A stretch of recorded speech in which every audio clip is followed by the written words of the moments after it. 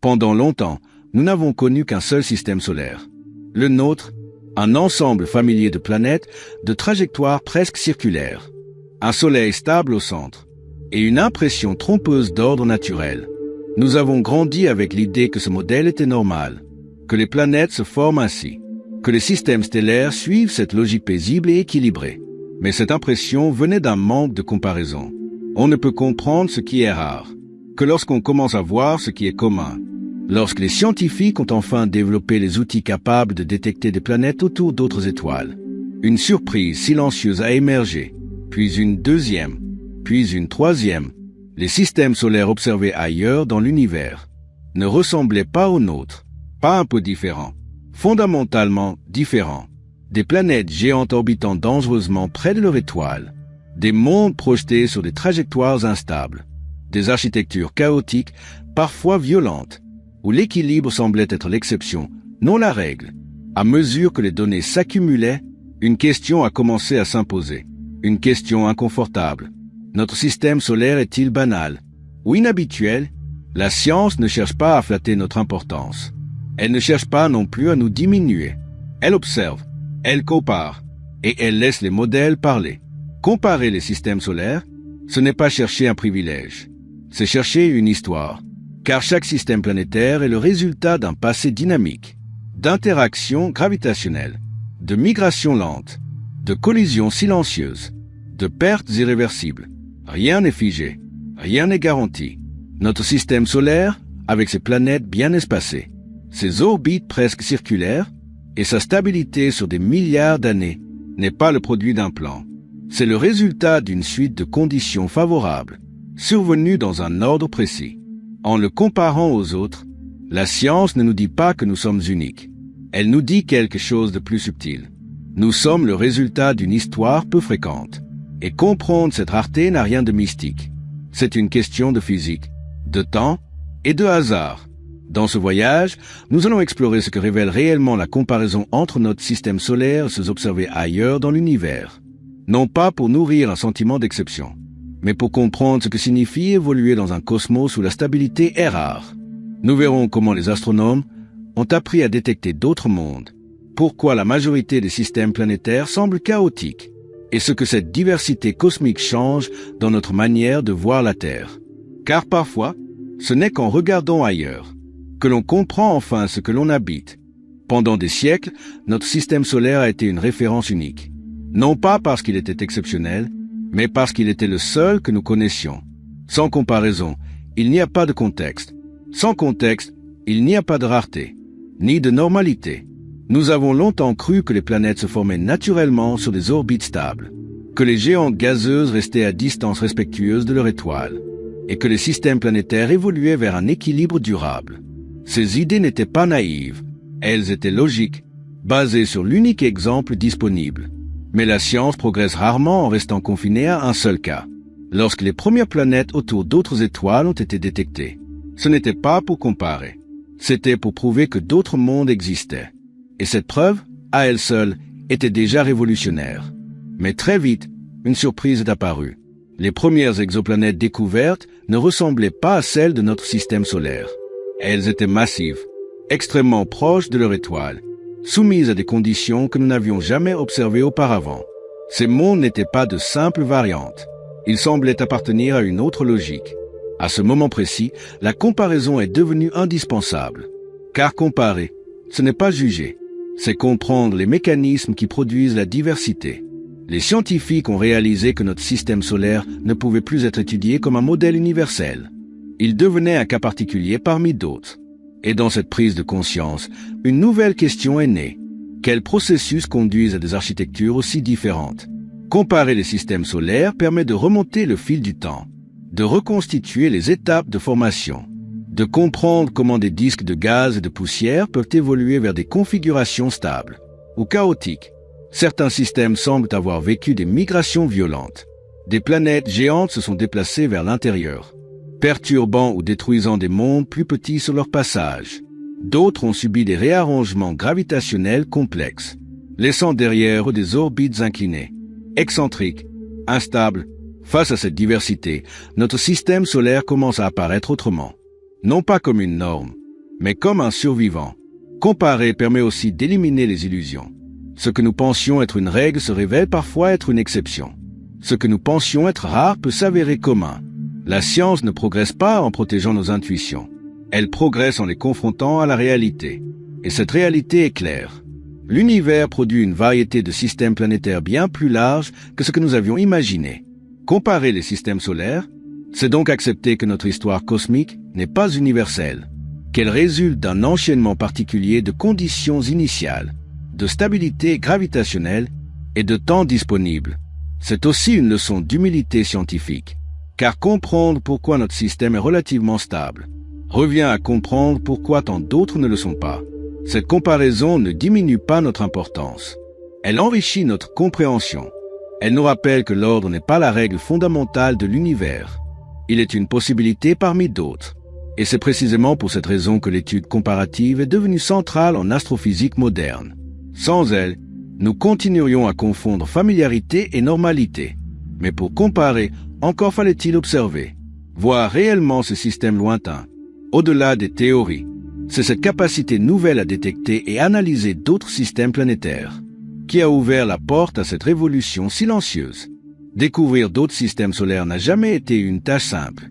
Les étoiles sont lointaines, les planètes minuscules à côté d'elles, et l'espace entre les deux est noyé dans la lumière. Pendant longtemps, les astronomes ont soupçonné l'existence d'autres mondes, sans pouvoir les voir. L'idée était logique, presque évidente, mais la preuve restait hors de portée. Ce n'est pas la taille des planètes qui posait problème, c'était leur discrétion. Une planète n'émet presque pas de lumière propre.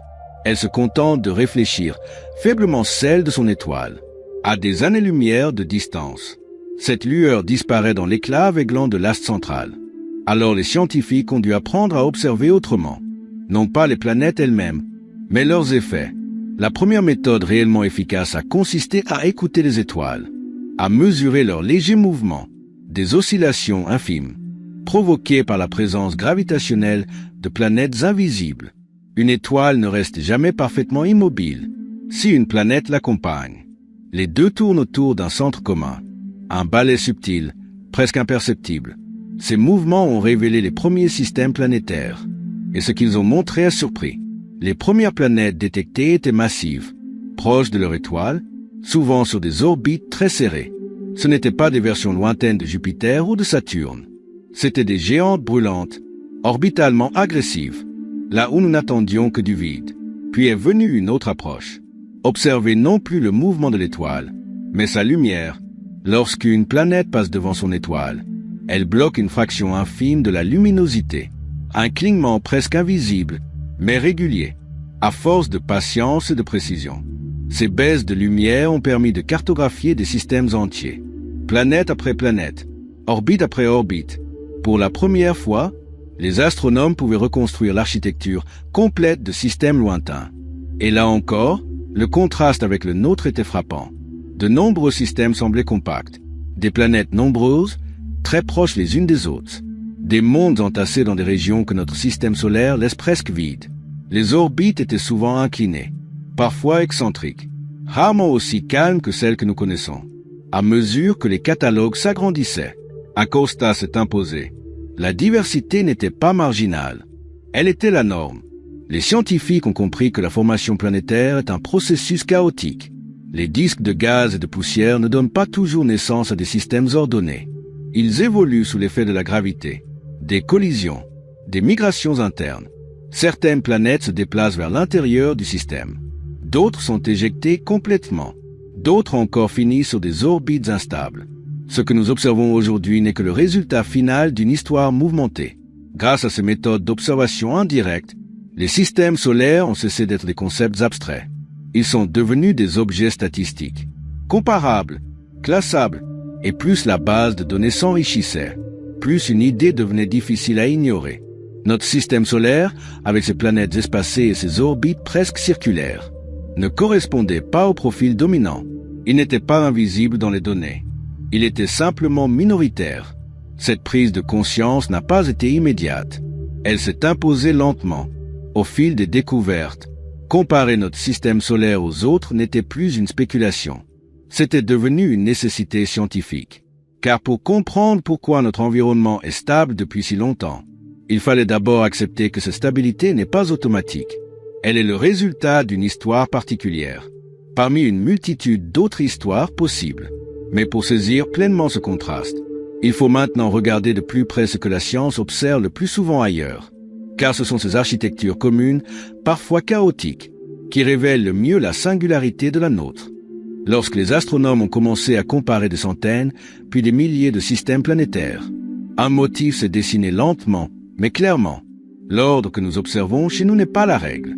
Le chaos, lui, est fréquent. De nombreux systèmes solaires semblent avoir vécu une jeunesse agitée.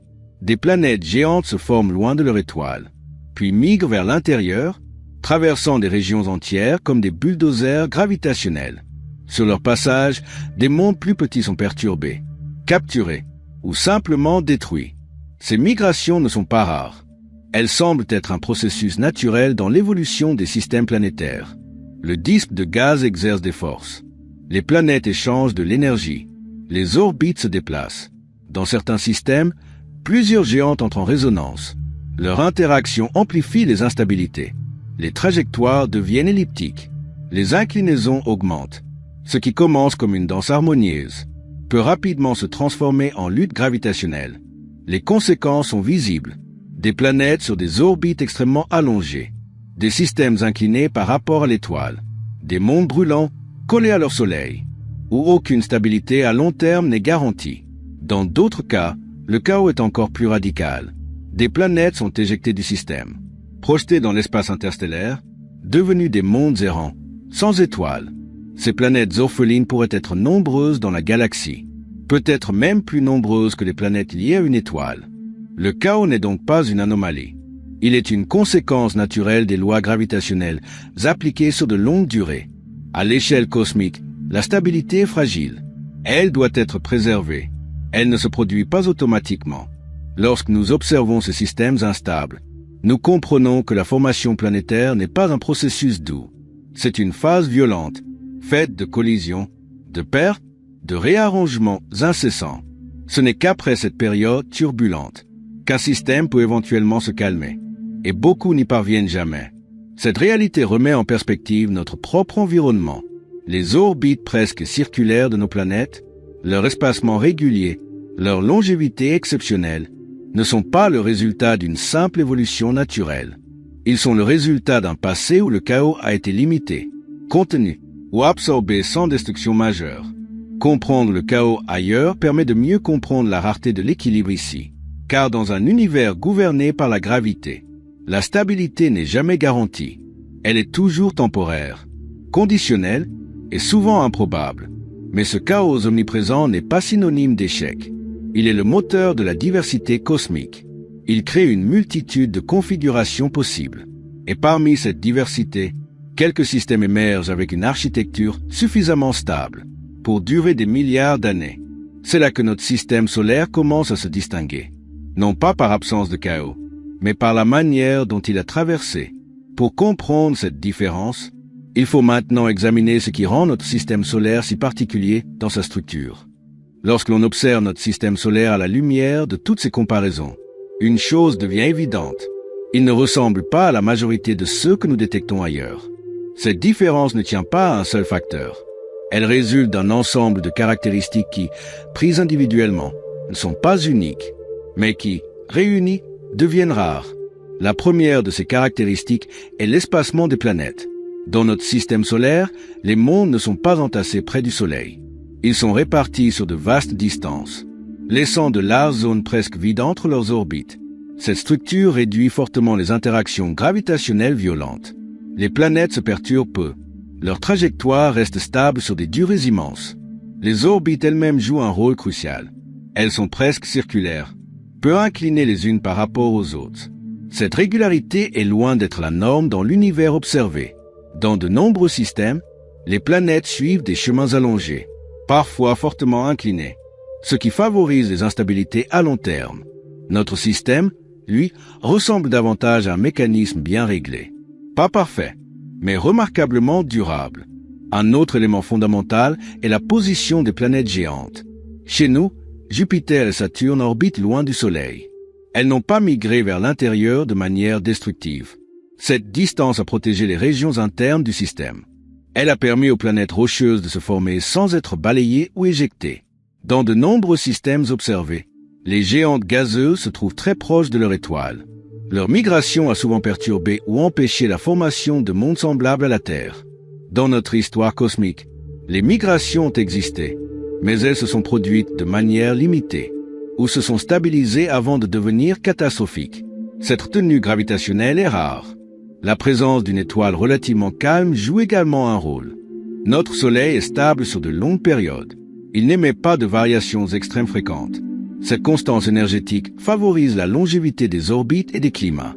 Mais cette stabilité n'est pas suffisante à elle seule.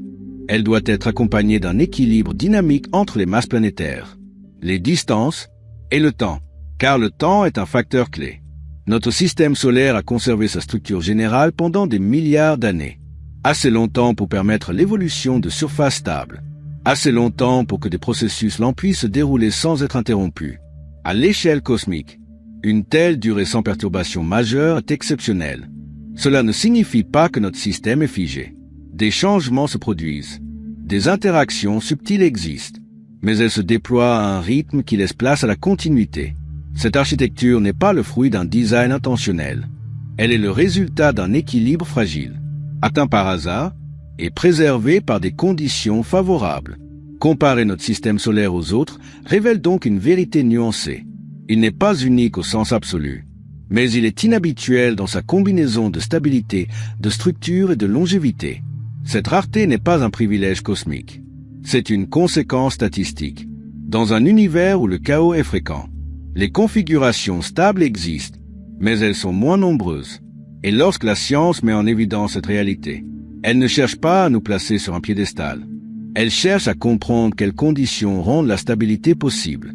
Car cette stabilité n'a pas seulement façonné les orbites. Elle a façonné le temps disponible pour que quelque chose de plus complexe puisse émerger. Pour saisir pleinement ce que cela implique, il faut maintenant examiner un facteur souvent sous-estimé. Le rôle du hasard et de l'histoire dans la formation des systèmes planétaires. Lorsque la science compare les systèmes solaires, elle découvre rapidement une vérité inconfortable. Aucune architecture planétaire n'est inévitable. Tout est histoire, tout est trajectoire, tout est conséquence d'événements antérieurs. Un système solaire n'est pas le résultat d'une règle simple appliquée mécaniquement. Il est le produit d'une succession de circonstances, dont beaucoup relèvent du hasard. La masse initiale du disque de gaz et de poussière, la vitesse de rotation, la présence ou non de voisins stellaires proches, le moment exact où certaines planètes se forment. Chaque détail compte. Un léger changement dans ses conditions initiales peut conduire à un système radicalement différent. Si une planète géante se forme un peu plus tôt, elle peut migrer davantage. Si elle se forme un peu plus tard, le disque peut déjà s'être dissipé, limitant son déplacement. Ces différences minuscules, au départ, se traduisent par des conséquences majeures sur des milliards d'années. Le hasard joue donc un rôle central. Mais il ne s'agit pas d'un chaos total. Il s'agit d'un hasard encadré par les lois de la physique. Les équations sont les mêmes partout dans l'univers. Mais les conditions initiales ne le sont jamais. Notre système solaire a suivi un chemin particulier. Un chemin où certaines instabilités ont été évitées, où certaines collisions ont eu lieu sans être destructrices, où certaines migrations se sont arrêtées à temps. Rien ne garantissait ce résultat. À plusieurs reprises dans son histoire, le système aurait pu basculer vers une configuration très différente. Des mondes auraient pu être éjectés. Des orbites auraient pu devenir chaotiques. Les régions internes auraient pu être stérilisées. Mais cela n'est pas arrivé. Non pas parce que le système était protégé, mais parce que les événements se sont enchaînés d'une manière favorable. C'est cette accumulation de hasards heureux qui confère à notre système son apparente stabilité. La science ne parle pas de chance au sens humain. Elle parle de probabilité. Et les probabilités indiquent que des systèmes comme le nôtre ne sont pas impossibles, mais qui ne sont pas majoritaires. Ils émergent lorsque l'histoire cosmique prend une direction précise, parmi une multitude d'autres possibles. Comprendre cela change profondément notre regard. La rareté de notre système solaire n'est pas une exception mystique. C'est une conséquence statistique. Dans un univers immense, même les événements improbables finissent par se produire. Mais ils restent rares à l'échelle locale. Cette perspective enlève toute notion de destin cosmique. Elle remplace l'idée de privilège par celle de contingence. Nous existons ici parce que l'histoire de notre système a suivi un chemin particulier. Un chemin qui aurait très bien pu ne jamais se produire. Cette compréhension n'enlève rien à la valeur de notre existence. Elle lui donne au contraire une profondeur nouvelle. Car ce qui est rare n'est pas précieux parce qu'il est choisi. Il est précieux parce qu'il aurait pu ne jamais exister. Mais cette rareté soulève une autre question essentielle. Si notre système solaire est le résultat d'une histoire peu fréquente, qu'est-ce que cela signifie pour la Terre elle-même? Pour répondre à cela, il faut maintenant examiner ce que cette stabilité a rendu possible. La stabilité d'un système solaire n'est pas un concept abstrait. Elle a des conséquences concrètes, mesurables, durables. Sur Terre, cette stabilité a offert quelque chose de rare dans l'univers. Du temps sans interruption majeure, sans réarrangement gravitationnel violent, sans migration planétaire capable de bouleverser les équilibres internes. Les orbites presque circulaires des planètes ont permis une régularité climatique relative. Les saisons existent, les cycles se répètent, les variations restent contenues. Cette continuité est essentielle. La vie complexe ne se développe pas dans le chaos constant. Elle nécessite des périodes longues, stables, où les changements sont progressifs plutôt que brutaux. Sur des mondes soumis à des perturbations fréquentes, les environnements sont réinitialisés sans cesse. Les surfaces sont stérilisées. Les atmosphères sont arrachées ou modifiées de manière irréversible. La Terre a évité ces scénarios extrêmes. Non pas parce qu'elle est protégée par une force mystérieuse, mais parce que son environnement orbital est resté remarquablement constant. La distance au Soleil peut varier. L'inclinaison de l'axe est restée dans des limites supportables. Les grandes planètes ont joué un rôle de stabilisateur gravitationnel. Jupiter, en particulier, a influencé la dynamique des petits corps. Il a capturé, dévié ou absorbé une partie des objets susceptibles de perturber les régions internes. Ce rôle n'est pas simple. Il n'est ni purement protecteur ni purement destructeur. Mais il a contribué à maintenir un certain ordre dynamique. Le temps, encore une fois, est la clé. Des milliards d'années de stabilité relative ont permis à des processus lents de se dérouler. La chimie complexe, la formation d'océans persistants, l'évolution biologique progressive. Sans cette durée, même les conditions initiales les plus favorables auraient été insuffisantes. Comparer notre système solaire aux autres montre que ce genre de continuité est loin d'être garanti. Beaucoup de systèmes semblent évoluer rapidement vers des configurations instables. D'autres se stabilisent trop tard, après avoir déjà perdu leurs mondes internes. Notre système, lui, a trouvé un équilibre suffisamment tôt, et il l'a conservé suffisamment longtemps. Cela ne signifie pas que la vie n'existe ailleurs que dans des systèmes semblables aux nôtres. La science reste prudente sur ce point, mais cela signifie que le chemin suivi par la Terre est facilité par une architecture planétaire particulière. La rareté ne se situe pas seulement dans la présence d'une planète rocheuse. Elle se situe dans la combinaison de facteurs qui lui ont laissé le temps de changer lentement. Lorsque la science met cela en évidence, elle ne cherche pas à déclarer la Terre exceptionnelle au sens absolu. Elle montre que la complexité durable exige des conditions exigeantes. Et ces conditions ne sont pas systématiques dans l'univers. Cette compréhension transforme la manière dont nous pensons l'habitabilité. Elle ne se limite plus à la distance à une étoile. Elle inclut l'histoire complète du système. Car ce n'est pas seulement l'endroit qui compte. C'est la durée pendant laquelle cet endroit reste viable. Mais cette prise de conscience conduit naturellement à une question plus large. Si notre système solaire a offert à la Terre des conditions rares, cela signifie-t-il que nous sommes privilégiés ou simplement chanceux? La réponse à cette question ne se trouve pas dans la physique, mais dans la manière dont nous interprétons la rareté. Lorsque la science révèle que notre système solaire est rare dans sa stabilité et sa structure, une tentation naturelle apparaît, celle d'y voir un privilège, un statut particulier, une forme de centralité cosmique déguisée. Mais la science est prudente avec ce genre de conclusion. Elle ne parle pas de privilège, elle parle de probabilité. Dans un univers immense, tout ce qui est physiquement possible finit par exister quelque part, même ce qui est peu fréquent, même ce qui semble exceptionnel à l'échelle locale. La rareté n'implique pas une intention, elle n'implique pas une hiérarchie. Elle décrit simplement une distribution. Dire que notre système solaire est rare, ce n'est pas dire qu'il est meilleur, c'est dire qu'il n'est pas le résultat le plus probable. Cette distinction est fondamentale, car pendant longtemps, l'humanité a confondu rareté et importance. Centralité et signification. Exception et destin. La cosmologie moderne a progressivement démonté ces associations. La Terre n'est pas au centre. Le Soleil n'est pas spécial.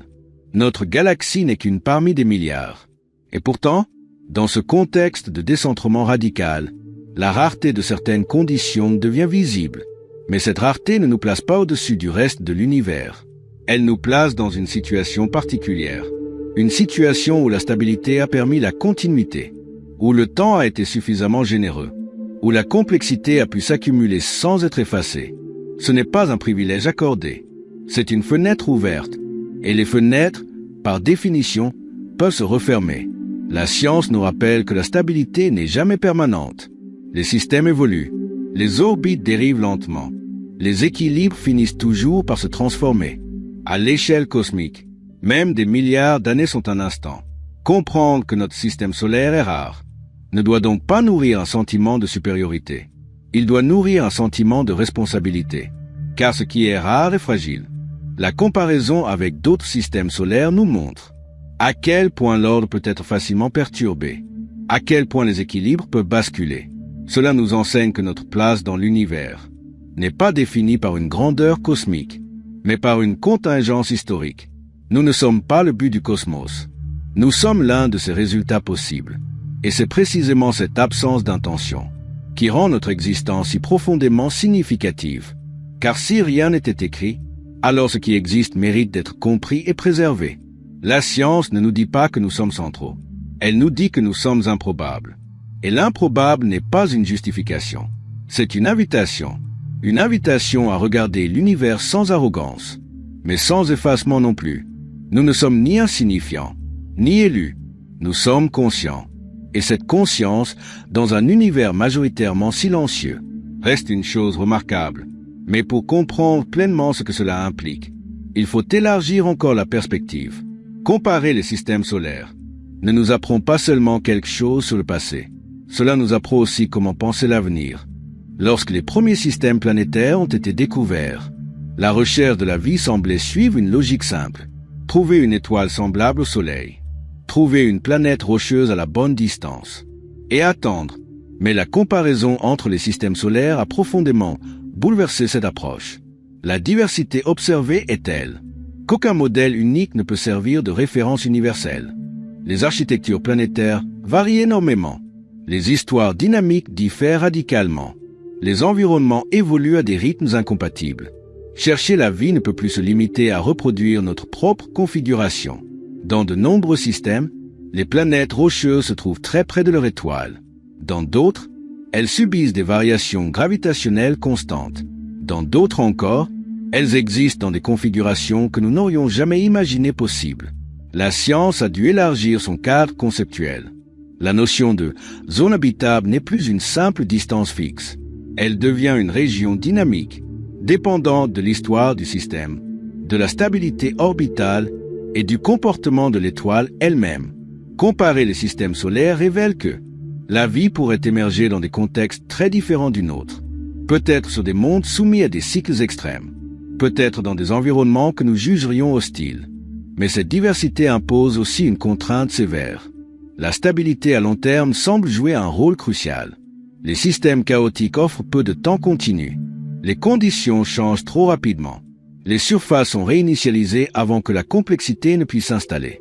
Cela ne signifie pas que la vie y est impossible, mais cela signifie qu'elle y est plus fragile, plus intermittente, moins durable. La comparaison avec notre système solaire met donc en évidence une différence essentielle entre l'émergence de la vie et sa persistance.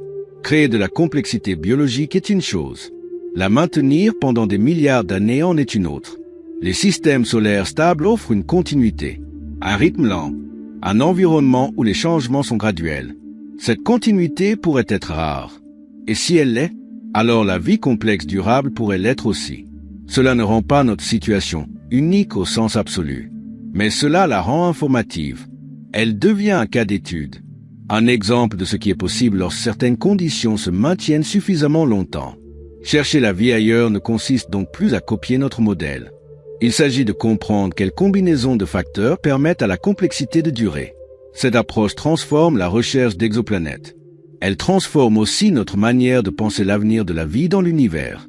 Car si la stabilité est rare, alors chaque monde stable devient un réservoir précieux de complexité. Et cela inclut le nôtre. Comparer les systèmes solaires nous apprend donc que la vie n'est pas seulement une question de lieu, mais une question de durée. Et la durée, dans un univers dynamique, est un bien rare.